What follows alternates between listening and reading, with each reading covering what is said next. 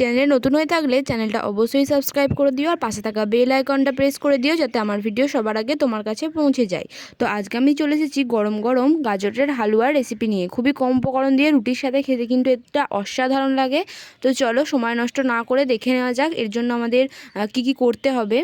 তো প্রথমে এখানে আমি কিন্তু দুটো বড় সাইজের নিয়ে নিয়েছি গাজর। এই গাজরটার প্রথমে আমি ধুয়ে খোলাগুলোকে ছাড়িয়ে নেব একটু।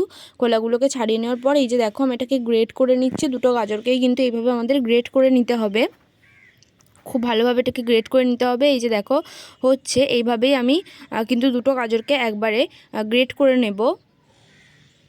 তো এই যে দেখো দুটো গাজরকেই গ্রেট করা হয়ে গেছে, দেখতেই পাচ্ছ। এরপর এটা দিয়ে আমি গাজরের হালুয়াটা তৈরি করব। তো প্রথমে এখানে নিয়ে নিয়েছি একটা কড়াইয়ে দিয়ে দেবো আমি ঘি। তো ঘি দিয়েই কিন্তু এই গাজরের হালুয়াটা তৈরি করে 1 চামচ মতো ঘি দিয়ে দিলাম। ঘিটা এবার গলতে হবে, গলার জন্য আমাদের অপেক্ষা করতে হবে। তো এই যে দেখো ঘিটা গলে গেছে। ঘিটা গলে গেলে এখানে আমি দিয়ে দেবো দুটো এলাচ ভেঙে দিয়ে দিয়েছি, আর দিয়ে দিলাম দারচিনি, আর দিয়ে দিলাম একটা তেজপাতা। এরপর এই তিনটে উপকরণকে একটু ভালো করে 2 থেকে 3 বার নাড়িয়ে চাড়িয়ে নেব, এই যে এইভাবে। তো যখনই এটা থেকে একটা খুব সুন্দর গন্ধ বেরিয়ে আসবে তখনই এরপর আমি কিন্তু বাকি উপকরণগুলো দেব। এই 3 থেকে 4 মিনিটের মধ্যেই কিন্তু এটার বেশ গন্ধ একটা খুব সুন্দর আসবে। তো এরপর আমি গাজরটা দিয়ে দিচ্ছি এখানে, পুরো গাজরটা আমি দিয়ে দিলাম। এরপর খুব ভালোভাবে এই গাজরটাকে আমাদের মিশিয়ে নিতে হবে বাকি উপকরণগুলোর সাথে। এরপর এটা আমাদের ভেজে নিতে হবে, একদম লো ফ্লেমে রেখে কিন্তু এটাকে আমরা ভাজবো। বেশ যখন একটু ভাজা ভাজা হয়ে আসবে তখন বাকি উপকরণগুলোতে অ্যাড করতে হবে আমাদের। তো এই যে দেখো এটাকে এভাবে কিন্তু 4 থেকে 5 মিনিট এভাবে ভেজেই যেতে হবে। আর এটা ভাজা হলেই কিন্তু তোমরা বুঝতে পারবে যেটা একদম ভাজা হয়ে গেছে। এটা থেকে খুব সুন্দর একটা গন্ধও বেরোবে।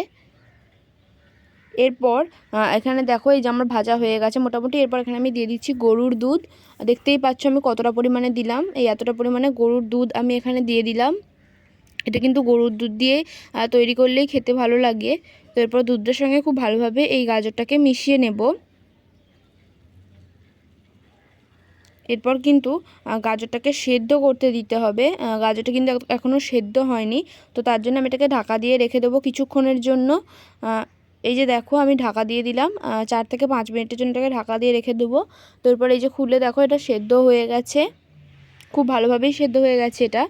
এরপর এখানে আমি দিয়ে দেবো মিষ্টি। তো তার জন্য দিয়ে দিচ্ছি এখানে চিনি, 3 টেবিল চামচ পরিমাণে চিনি দিলাম। যে যেমন মিষ্টি খাও এখানে সেই অনুযায়ী মিষ্টি দিও। 3 চামচ চিনি দেওয়ার ফলে মিষ্টিটা কিন্তু একদম ঠিকঠাক হয়েছিল।